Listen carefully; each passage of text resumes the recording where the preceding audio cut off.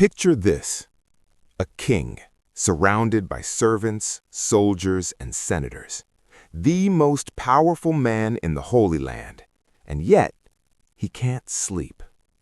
Every shadow hides an assassin, every cup of wine might be poisoned, every smile from a friend might be the last thing he ever sees. So what does a man like that do? What does a king who trusts absolutely nobody build?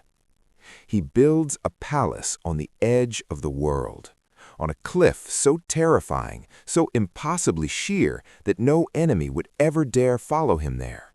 A palace dangling over a 1,300-foot drop into the Judean desert, a private paradise perched on the face of death itself. And that man was Herod the Great. The Bible introduces us to him as a monster. Matthew chapter 2 tells us that when the wise men came asking about a newborn king of the Jews, Herod was troubled and all Jerusalem with him. He didn't just ask questions, he didn't just get nervous. He ordered the massacre of every male child 2 years old and under in Bethlehem and the surrounding region. The massacre of the innocents, babies slaughtered, because one child might grow up to threaten his throne. That's how the Bible remembers him. But here's what's wild. Here's what most people don't know. Herod didn't just sit in a comfortable palace sipping wine and giving orders. He was terrified every single day of his reign. And the cliffs of Masada, that brutal, sun-scorched fortress rising out of the Judean desert like a fist, those cliffs were where he felt safe. So today, we're going deep.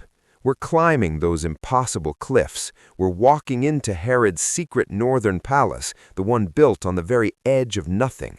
And we're going to answer the question that's haunted historians and Bible scholars for 2,000 years. Why here? Why this cliff? Why would the most powerful king in the region hide himself on the edge of a desert abyss? Stay with me, because the answer reveals everything about Herod and about the ancient world that shaped the New Testament. Let's back up. Let's talk about who Herod the Great actually was.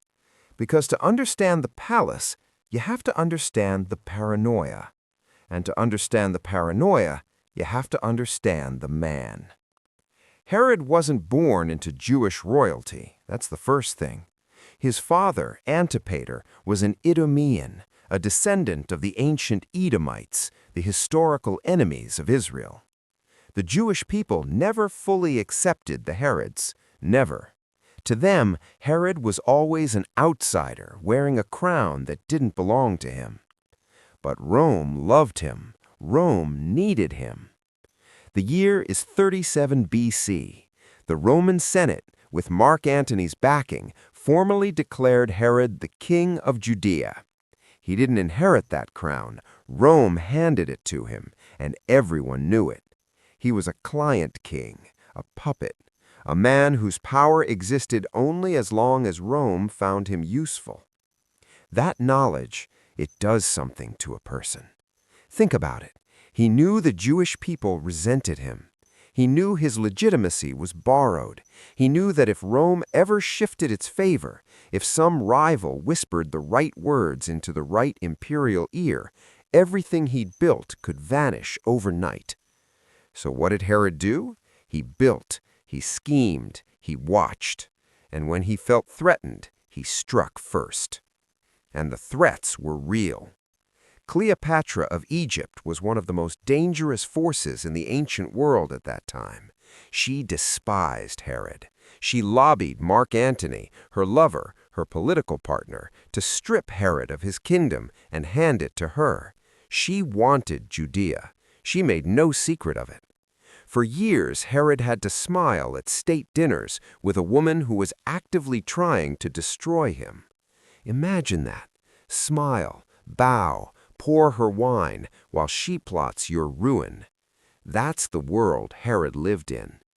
But it got worse, much worse, because the threats didn't just come from foreign queens. They came from inside his own palace, inside his own family. Herod married 10 times, 10 wives, and his most beloved, his great love, was a woman named Mariamne, a Hasmonean princess. She was Jewish royalty. Marrying her was Herod's way of legitimizing his claim to the throne. But their relationship was explosive. Herod was passionately, obsessively in love with her, and just as passionately, he killed her. He had her executed, 29 BC. He accused her of plotting against him. And then he spent the rest of his life haunted by her ghost. He had her 2 sons executed too, Alexander and Aristobulus, convinced they were plotting to avenge their mother. The Roman Emperor Augustus reportedly said of Herod, "It was safer to be his pig than his son." Think about that line. It was safer to be his pig than his son. He also executed his firstborn son, Antipater, just 5 days before his own death. 5 days. The man couldn't stop. He couldn't turn it off. The paranoia had eaten him alive. And all of this is the context, the essential, critical context for what Herod built at Masada.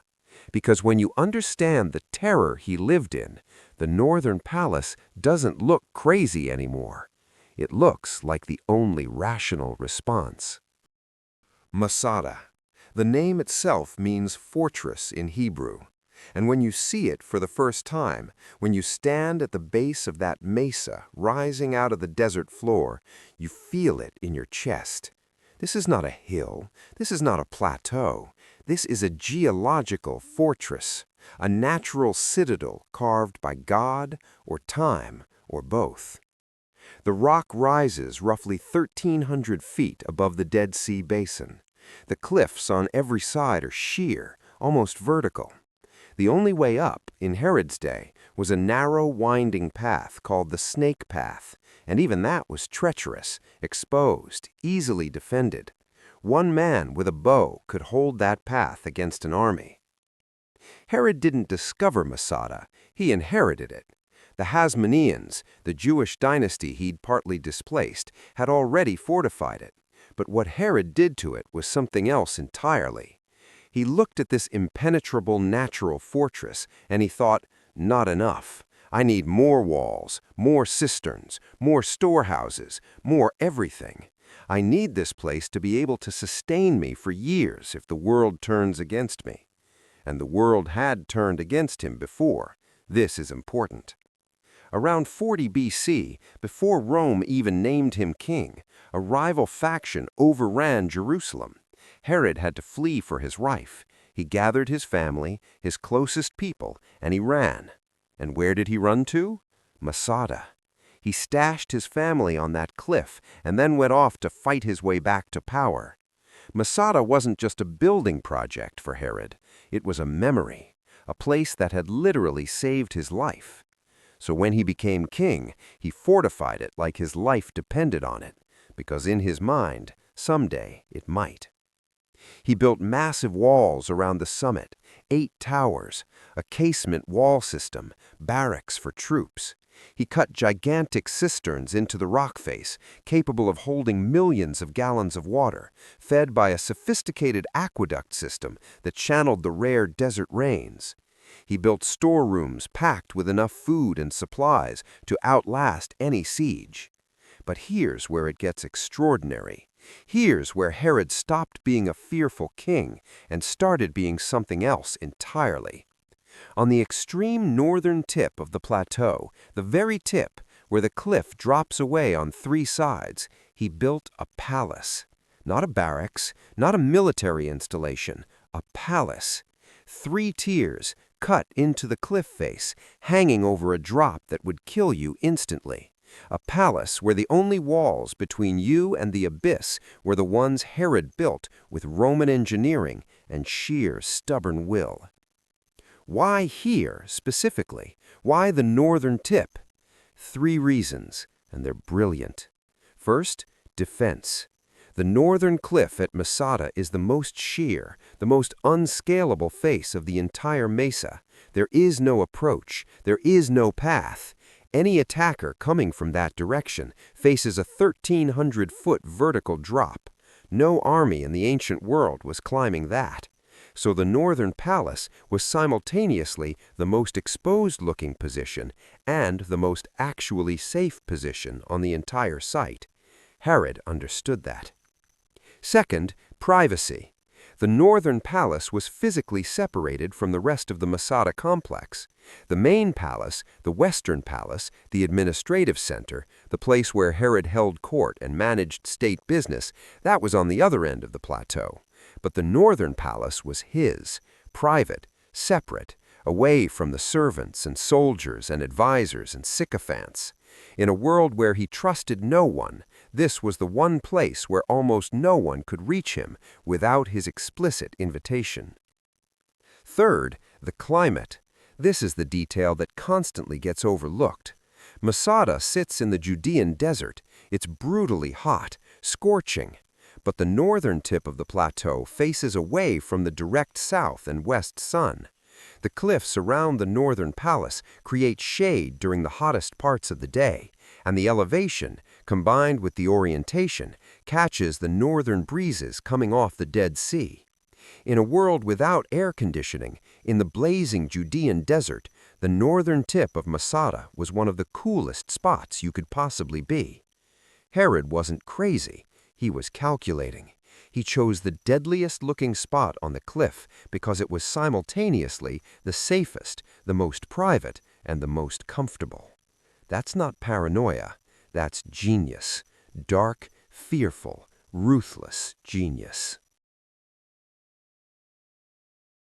Now, let's go inside, because this is where it gets almost unbelievable. You're standing on the edge of Masada. The desert stretches out below you in every direction. The Dead Sea shimmers silver and blue in the distance. The air is dry and hot and ancient.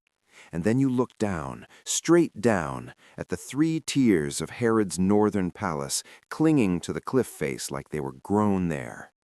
The upper tier sits at the very tip of the plateau. This is where Herod slept, where he ate his private meals, where he sat, probably in the early morning when the air was still cool, and looked out over a view that no other human being on earth possessed. This wasn't a throne room. This was his room, his retreat. Archaeologists who excavated Masada in the 1960s, led by the famous Israeli archaeologist Yigael Yadin, found the remains of stunning decorative work in the upper tier. Frescoes painted on the walls, not rough soldiers' quarters, not Spartan military accommodation. These were painted plaster walls in vivid colors and geometric patterns. Roman style, sophisticated, beautiful. The floors, mosaic, intricate black and white geometric patterns laid by craftsmen who'd brought skills from the far reaches of the Roman world. Herod's private bedroom on the edge of a desert cliff had mosaic floors. Let that sink in. He was a man who lived in terror of assassination, and he still insisted on mosaic floors. Then there's the semicircular balcony, and this might be the single most extraordinary architectural element of the entire palace. The upper level features a semicircular porch extending out over the cliff's edge, half a circle jutting into empty air above the desert. Standing on that balcony, you'd have had a 180-degree panoramic view. The Dead Sea to the east, the Judean hills rolling to the west, the desert floor 1,300 feet below you, and nothing between you and all of it but open air. It's jaw-dropping even in ruin. In its prime, with painted columns and tiled floors and cool breezes rolling off the sea, it must have been one of the most extraordinary private spaces in the ancient world. Step down to the middle tier, and here the palace opens up. This was the reception level, where Herod would receive his most trusted guests. Archaeologists found the foundations of a circular structure here, almost certainly a domed or colonnaded reception hall. The stonework is refined, the design is Roman in its elegance, but perched on a Jewish desert cliff in a way that feels utterly unique.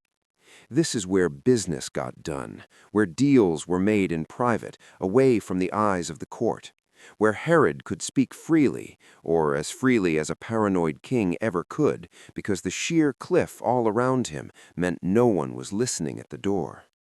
And then the lower tier, the banquet terrace, the showpiece. Yadin's excavation found 4 engaged columns, half columns built into the walls, still standing on the lower terrace.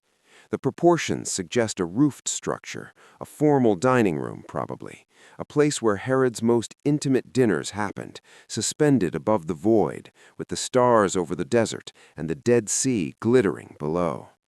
But the crown jewel of the lower level, the detail that stops every historian in their tracks, is the bathhouse, a complete, fully functioning Roman bathhouse on a cliff in the desert. We're talking caldarium, the hot room, with a hypocast heating system underneath the floor, where hot air circulated through channels to heat the tiles. We're talking a tepidarium, a warm room for transition, a frigidarium, a cold room for the final plunge. The floors of the bathhouse's caldarium still bear traces of geometric frescoes. The walls were plastered and painted. This wasn't a rustic desert bath. This was a proper Roman spa experience, built for one man at the top of an unscalable cliff in the middle of the Judean wilderness. The logistics alone are staggering. The water had to be hauled up or cleverly channeled through Herod's sophisticated cistern system. The fuel for the heating system had to be transported to the summit. The craftsmen who painted those frescoes, who laid those mosaics, who engineered that hypocast, they had to live and work on a desert plateau, accessible only by a dangerous mountain path. Herod spent what today would be tens of millions of dollars building this palace. He built it in secret, in one of the most inhospitable places on earth, for himself, for his paranoid, terrified, brilliant, monstrous self. And here's the thing that gets me every time. Here's the detail that makes the whole story human in a broken, tragic sort of way.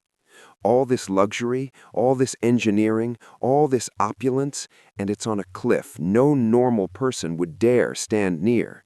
He surrounded himself with beauty and comfort and Roman civilization and put it all on the edge of death, because that's the only place he felt safe.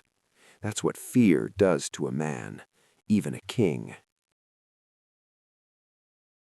But here's where the story takes its darkest turn. The palace didn't save him. Herod the Great died in 4 BC, the same year as, or perhaps just before, the birth of the child he'd tried so desperately to kill. The timing has always struck historians as one of history's most chilling ironies. The king who ordered the massacre of the innocents died in agony, probably from a combination of kidney disease, gangrene, and what ancient sources describe with horrifying specificity as worms and convulsions. He didn't die in his northern palace. He didn't die peacefully overlooking the Dead Sea from his semicircular balcony. He died at Jericho, tormented in body and mind, his final days reportedly so agonized that he tried to kill himself. His paranoia had one last act.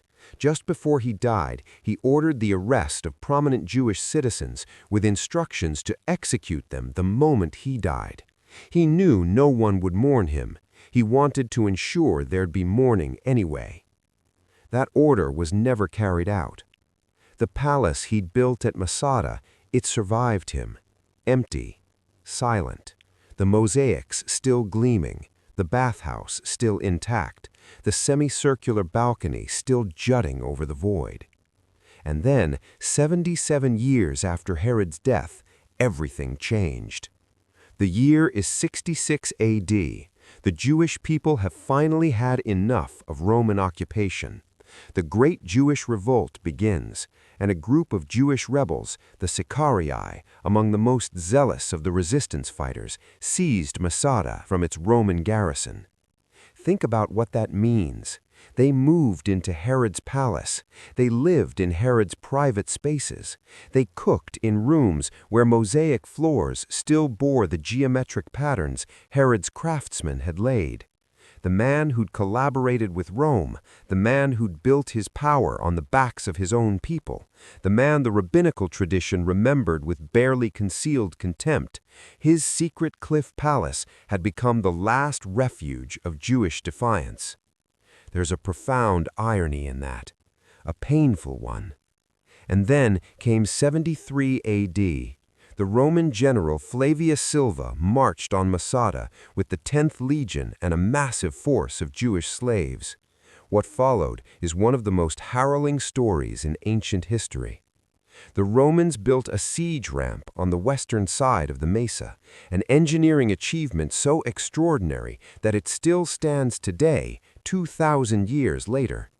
They hauled an iron-capped battering ram up that ramp and smashed through Masada's walls. And when they breached the gates, they found silence. The nearly 960 men, women, and children on Masada, having decided that slavery and Roman captivity were worse than death, had taken their own lives.